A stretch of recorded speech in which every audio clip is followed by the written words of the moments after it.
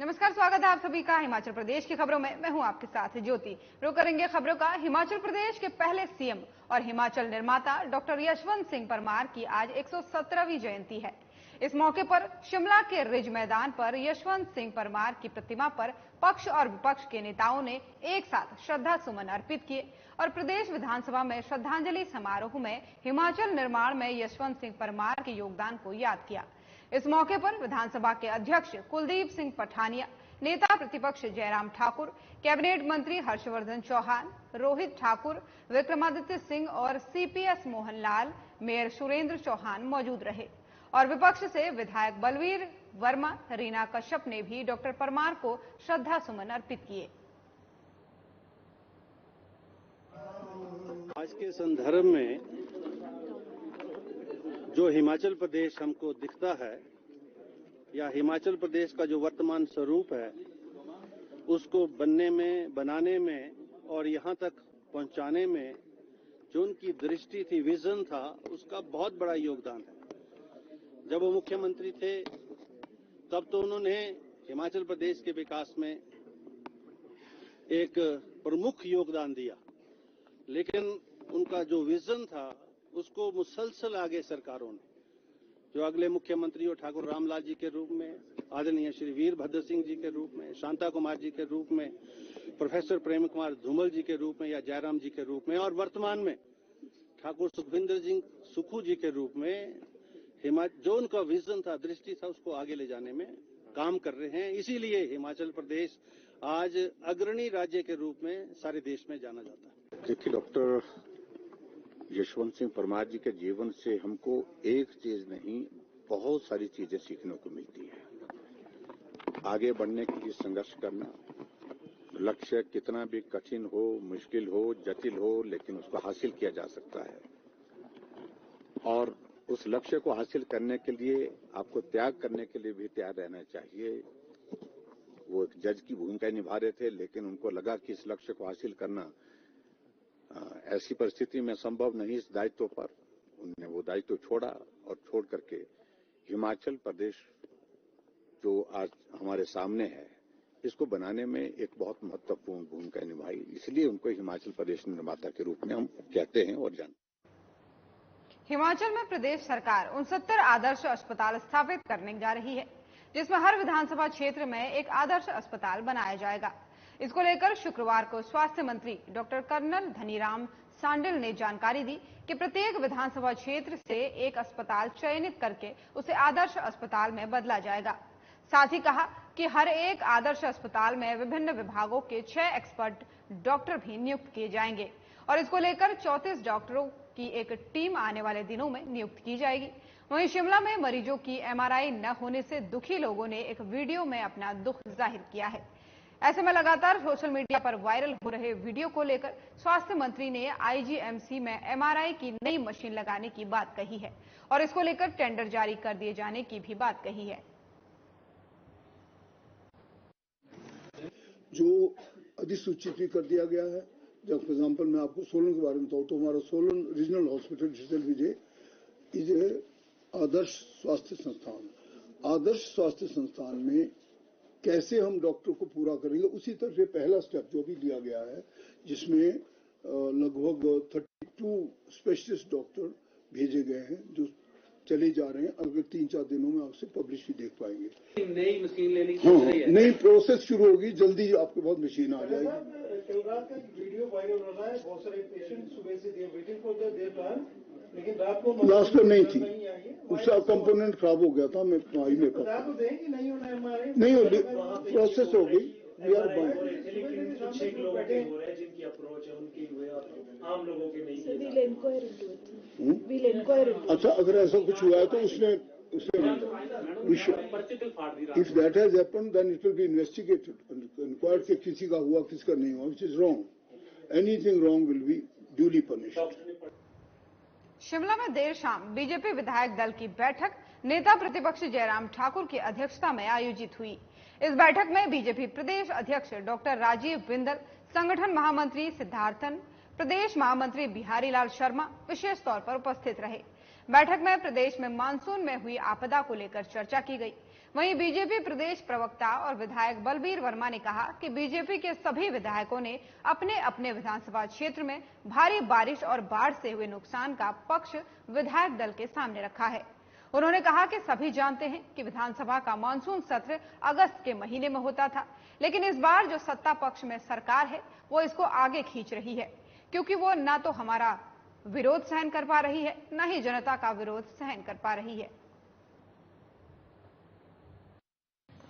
हिमाचल प्रदेश विधायक दल की बैठक हुई है, जिसमें सभी विधायकों ने अपने अपने क्षेत्र में जो बाढ़ से नुकसान हुआ है, भारी बारिश से नुकसान हुआ है, उस हर कॉन्स्टिट्यूंसी के अलग अलग सभी विधायकों ने अपने अपने चुनाव क्षेत्र का यहाँ सारा पक्ष रखा है कि इस बारी इस बरसात में बहुत ज्यादा नुकसान हुआ है और जान माल का भी नुकसान हुआ है, और स्पेशली जो हर परिवार प्रभावित हुआ है इस बरसात में, जिसमें उनकी पर्सनल संपत्ति भी काफी नष्ट हुई है और सरकारी संपत्ति भी काफी नष्ट हुई है इस बरसात में।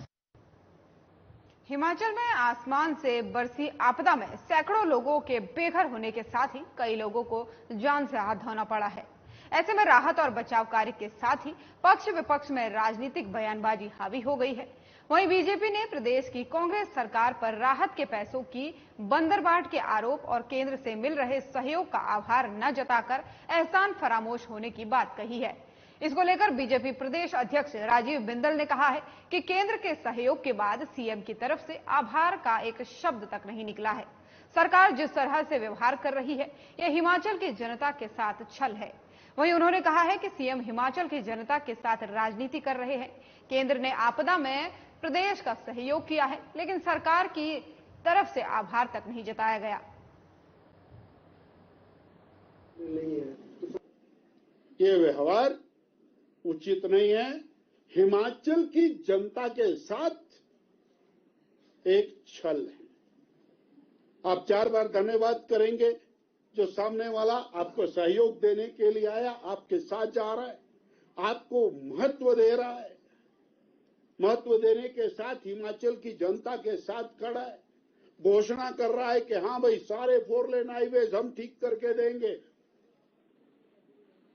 आप उसका धन्यवाद नहीं कर रहे तो उनको और प्रेरणा कैसे,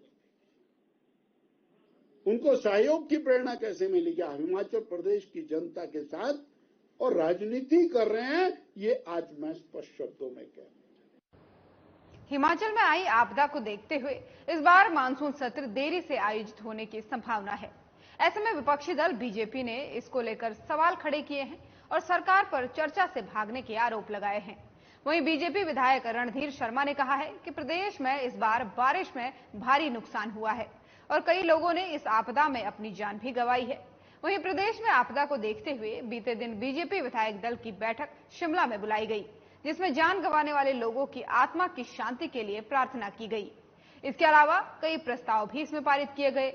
इसमें मुख्य रूप से प्रदेश सरकार को जल्द से जल्द विधानसभा का मानसून सत्र बुलाने की मांग की गई है। इसके अलावा आपदा राशि में धांधली के आरोप भी लगाए गए। प्रदेश सरकार पर आरोप लगाया गया कि इस सरकार ने आपदा से भी राजनीति की है। इस आपदा के दौरान श्रेय लेने की होड़ कांग्रेस नेताओं में ही देखी गई, सरकार के मुख्यमंत्री और अन्य मंत्रियों में ही देखी गई, और इस होड़ में वो जो सहयोग केंद्र सरकार कर रही है, उसलिए केंद्र सरकार का धन्यवाद करना भी भूल गई है, आभार प्रकट करना भी भूल गई। अब खबर सोलन से है, जहां चंडीगढ़ शिमला NH5 बीते कल से जाबली के पास कोटी में लैंडस्लाइड से पूरी तरह से बंद है। सड़क का 100 मीटर हिस्सा जमींदोज हो चुका है। हालांकि NHAI युद्ध स्तर पर सड़क को बहाल करने में जुटा है, लेकिन अभी भी 2 दिन इस मार्ग को बहाल करने में लगेंगे। इसको लेकर पुलिस उप अधीक्षक भीष्म ठाकुर ने बताया कि लोग वैकल्पिक मार्गों का प्रयोग करें और NH5 को खोलने का कार्य जारी है। वहीं उन्होंने लोगों से सहयोग की अपील भी की है।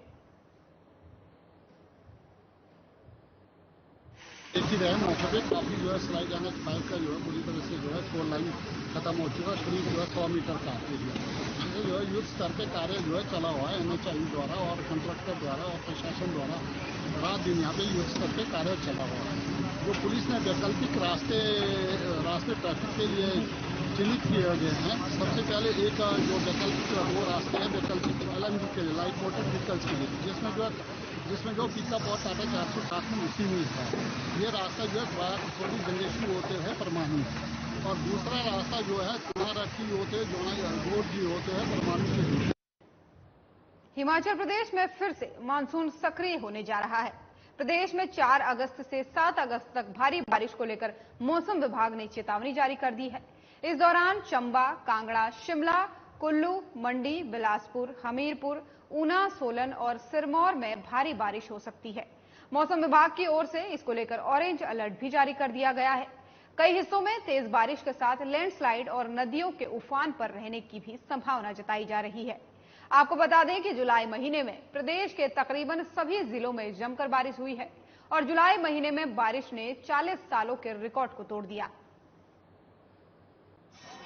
देखिए, पिछले 24 घंटे में फेयरली वाइड स्प्रेड बरसात हुई है और जिला मंडी में हैवी रेनफॉल है। और जहां तक आगे का फोरकास्ट है उसमें कल से फिर मानसून सक्रिय होगा। कल से बारिश में बढ़ोतरी होगी प्रदेश में और 4, 5 और 6 तारीख में वाइड स्प्रेड रेनफॉल होने की संभावना है। और इन्हीं दिनों में कुछ जिलों में जो है हैवी रेनफॉल का अलर्ट्स भी है, ऑरेंज अलर्ट हमने रखा हुआ है। उसके बाद बारिश में जरूर कुछ कमी आएगी, लेकिन ये जो स्पेल है मानसून का ये भी आगे भी कंटिन्यू करेगा 7 तारीख के बाद भी। हालांकि 7, 8 और 9 के बीच में कुछ हल्का सा कमी जरूर आएगा, लेकिन अभी बारिश जो है करीब 7 से 8 दिन जो है प्रदेश में कंटिन्यू करेगा। हिमाचल प्रदेश में जुलाई में आई बाढ़ ने अब एक नया सबक दिया है। ऐसे में अब सरकार को भी इस दिशा में गंभीरता से काम करना होगा ताकि आगामी समय में बाढ़ के चलते करोड़ों रुपए का नुकसान न उठाना पड़े। ढालपुर में पत्रकार वार्ता को संबोधित करते हुए हिमालय नीति अभियान के संयोजक गुमान सिंह ने कहा है कि जिला कुल्लू के सैंज में भी पार्वती परियोजना और HPPCL परियोजना के द्वारा बड़ी लापरवाही बरती गई है, जिसके चलते आज सैंज का बाजार तबाह हो गया है। वहीं गुमान सिंह ने कहा कि जब उन्होंने लोगों से मुलाकात की तो पता चला कि दोनों परियोजनाओं से जब पानी छोड़ा गया तो उस वक्त सायरन काम नहीं आए। लेकिन ऐसे में अब सरकार को भी चाहिए कि वो दोनों परियोजनाओं के R&R प्लान के माध्यम से प्रभावितों को विस्थापन और पुनर्वास की सुविधा उपलब्ध करवाए। इस बात को प्रदेश की सरकार को सुनिश्चित करना होगा ताकि प्रभावित परिवार फिर से विस्थापित हो सकें।